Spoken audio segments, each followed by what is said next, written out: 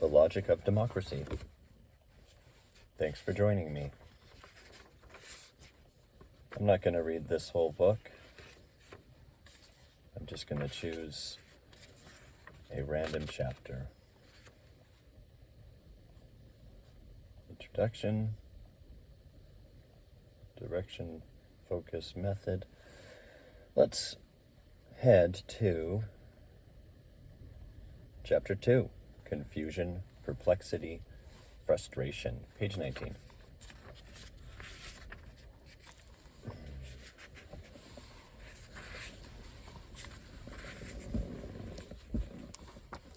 Chapter 2, Confusion, Perplexity, Frustration, the present state of justification. We are leaping into the middle of what has been one of the most perplexing intellectual problems of modern times. Ignorance of the myriad concerns of other disciplines alone prevents me from saying the most perplexing intellectual problem of modern times. In various quarters, it is asserted that political philosophy is dead. If this is true, as in one sense I think it is the very problem we must deal with that has killed it. Modern scientific thought has blown such a gaping hole in the edifice of traditional political philosophy that its adherents have turned to historical textual analysis, rediscovering some deservedly obscure text or reinterpreting a familiar one, or to using low-powered logic on traditional technical problems in an essentially quixotic, chaotic way. Indeed, the problem is apparently so formidable that one struggles almost in vain for a place to begin. Much has been written in recent years on the problem of absolutism and relativism in philosophy and politics. The issue here is the connection or lack of connection between certain philosophical systems and certain political systems, because most of this discussion concerns in one way or another the philosophical support that can be offered for democracy. A look at this debate is perhaps a good way to begin our investigation. It is significant that we find ourselves beginning by discussing a dichotomy. Anyone who undertakes a generous sampling of the literature on this subject will, it is safe to say, come away with two overriding impressions. One is a general feeling of confusion, perplexity, and frustration.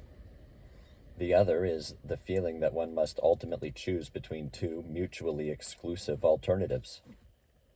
Eventually, I shall want to argue that the former is the consequence of the latter, and that by dissolving this apparently inescapable dichotomy, we shall be able to eliminate the confusion, perplexity, and frustration as well.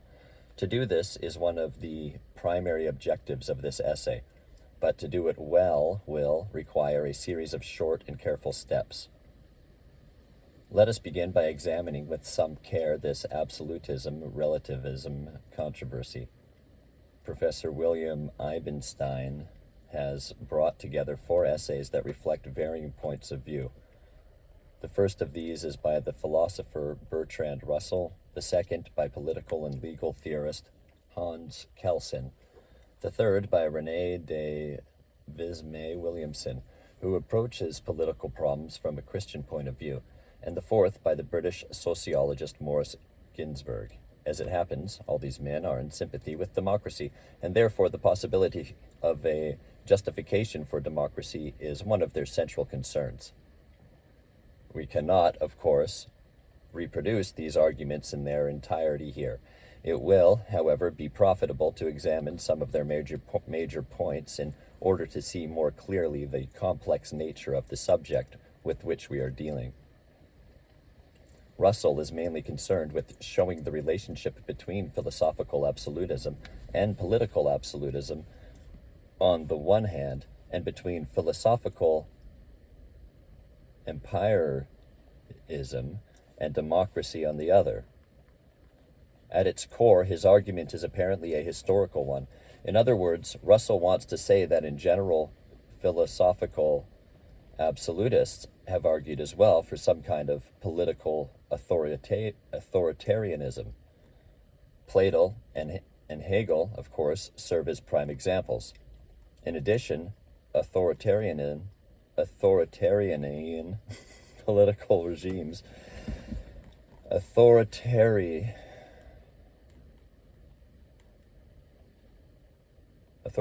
political regimes have often looked to philosophical absolutism for support. Thus, the Communist Party continually invokes Marxian scientific truth, which is no doubt more accurately described as a philosophical absolutism. For the Marxist, there is nothing tentative about the dialect of history, in the same way the Nazis looked to Hegelian idealism on those occasions when they thought justification was desirable. Russell expends most of his energy attacking absolutism, especially that of Hegel. This argument, in addition to being rather persuasive, is one of the most delightful pieces of philosophical polemic to be found anywhere. Now, it may be that in so attacking absolutism, Russell is implying that absolutism is no support for anything, something that we shall want to say later. Russell certainly does say that Hegel's preference for the Prussian state does not follow logically from his absolutism, but just what the connection is difficult to decide on the basis of Russell's account. Similarly, for Russell, the empiricism, I think I'm pronouncing that wrong, empiricism is connected with democracy. Thus, John Locke, the great empirist, was also John Locke the Democrat. The only philosophy that affords a theoretical justification of democracy in its temper of mind, Russell argues, is empiricism. This theoretical justification is unfortunately not forthcoming. Russell rightly draws a parallel with the empiricist's temper of mind, but he nowhere gives a reason for adhering to democracy without reservation, which, after all, is what a justification requires. On the contrary, Russell's plain implication is that we must be tentative even about democracy itself. The genuine liberal does not say, "This is true." He says, "I am inclined to think that under some circumstances this opinion is probably the best." And it is only in this limited and undogmatic sense that he will advocate democracy. Thus, it is clear that Russell does not give any reason to support democracy without equivocation. In this sense, he has not solved our problem for us. He has not provided a justification. He is ultimately a relativist. That is, he is not willing to stand without qualification on democracy, though he clearly prefers it. I suspect he is unwilling to subscribe unreservedly to democracy because he cannot accept the metaphysical apparatus he thinks accompanies such a position. The rigid dichotomy thus operates even on Russell. Unwilling to be an absolutist, he therefore must ultimately be a relativist.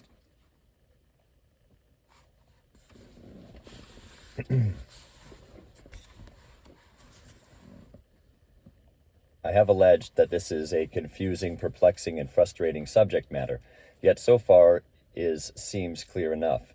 If we passionately desire a justification for democracy, we may indeed be frustrated by being told that there is no such thing, but so far we are not particularly confused.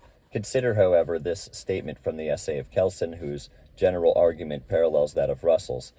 Tolerance, minority rights, freedom of speech, and freedom of thought, so characteristic of democracy, have no place within a political system based on the belief in absolute values.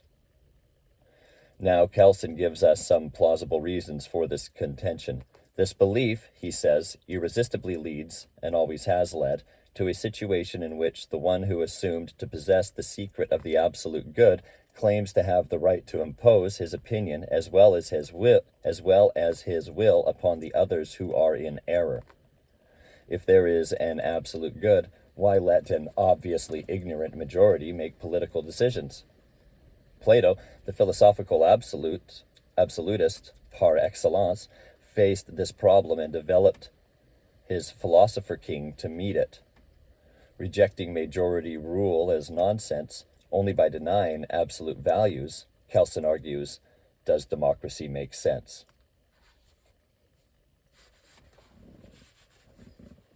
If, however, it is recognized that only relative values are accessible to human knowledge and human will, then it is justifiable to enforce a social order against reluctant individuals only if this order is in harmony with the greatest possible number of equal individuals, that is to say, with the will of the majority.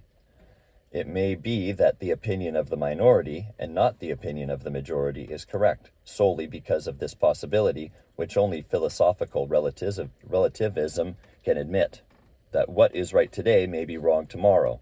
The minority must have a chance to express freely their opinion, and must have full opportunity of becoming a majority.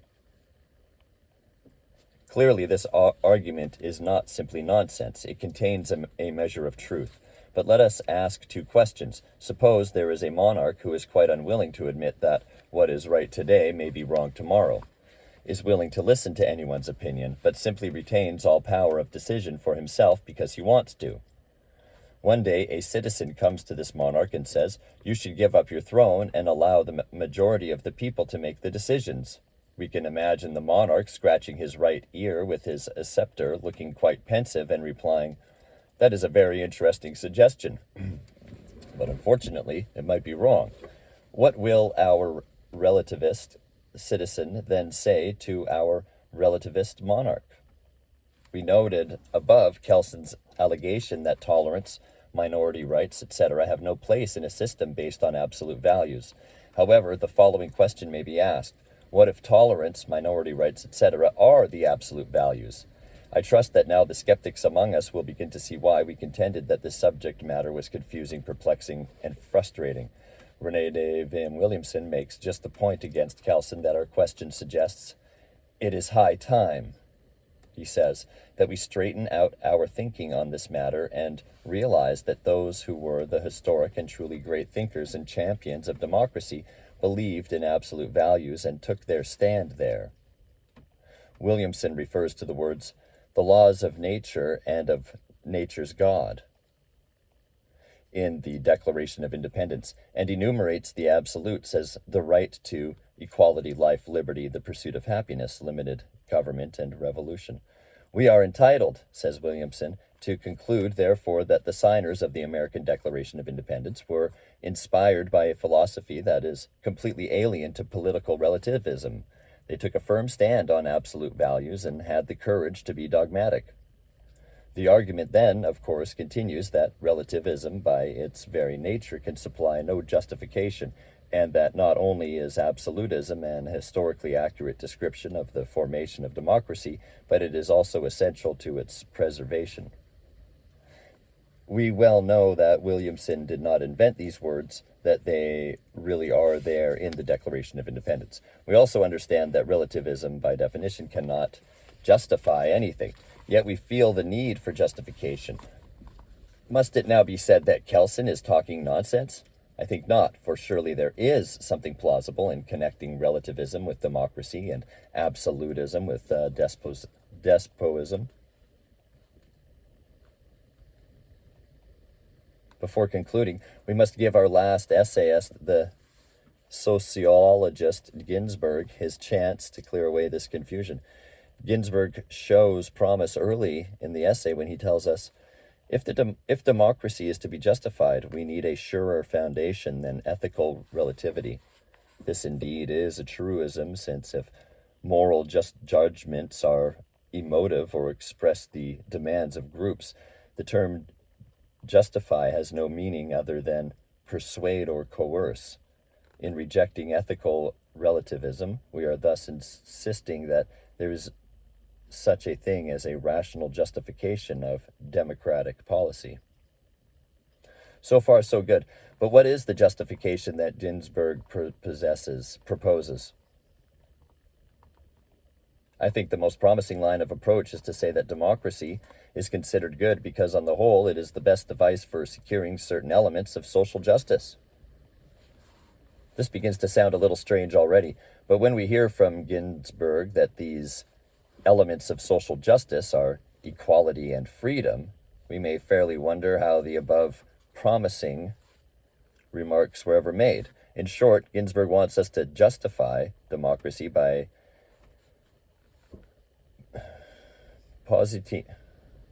positing two of its basic elements as given. Apparently, he conceives of democracy as equivalent to majority rule. And we must argue that social science can show on the basis of empirical evidence that the majority principle is in one sense at least a good, if not the best, way of maximizing freedom and equality. If this were all that is involved in justifying democracy, the problem would be small indeed. Surely, however, this is not the problem which worries us. The problem of justifying democracy is just as much a problem of justifying freedom and equality as it is of justifying majority rule, or what might be called a democratic institutional arrangement. In addition, of course, social science cannot justify even majority rule in a philosophical sense, but can only show that it seems to show efficiently given certain goals. For precisely this reason, the instrumental democratic theorists whom we discussed earlier carefully avoid any notion of philosophical justification. In a fundamental sense, it is fair to say that Ginsburg is actually a relativist, regardless of his protestations. To posit goals is not to justify them, and to show that somehow they work is only to justify them in a relative sense. In presenting certain points contained in these 4 essays, we have to some extent be critical of each of them. Let me, however, re-emphasize that this is not to say that all or any one of the essays is complete nonsense. In fact, each may be read with considerable profit. What is most interesting about these essays is that any one of them read alone is rather persuasive. When they are read together, however, the situation is quite different. Only the most dogmatic or the most perceptive reader could fail to be perplexed by the following conclusions. We are told that democracy is philosophical relativism in action, and that democracy has and requires absolute standards. We are told that absolute standards lead to totalitarianism, and that totalitarianism is relativism in practice. We are told that relativism cannot justify anything, and that relativism justifies democracy. We are told that democracy is historically associated with relativism, and that democracy is historically associated with absolutism. What is puzzling here is that none of these claims is obviously false. On the contrary, each seems to be in some sense accurate. Something is clearly amiss in this literature. What is required is a very careful unraveling of this extraordinary ball of twine, and this is surely a task for the analytical political philosophy discussed earlier. Underlying this discussion is the notion of a necessary dichotomy between absolutism and relativism. We ourselves have operated on this assumption in criticizing the essays. Russell and Kelson proclaim relativism because they cannot accept the grounds of absolutism. Williamson proclaims absolutism because he cannot accept the consequences of relativism, while Ginsburg tries to avoid the issue by calling for an exhaustive study of the facts. We shall contend that this dichotomy is a false one, imposed by deeply rooted but nonetheless faulty habits of thought. When this fundamental mistake has been corrected, these strange and perplexing contradictions which have just been examined will be dispelled, and we shall perhaps understand democracy better than before. Of course, this will not be easy. We shall have to dig deep, far under our political preferences, and examine what should be meant by the term proof, by justification, and ultimately by democracy and its aspects: political equality, majority rule, and minority rights.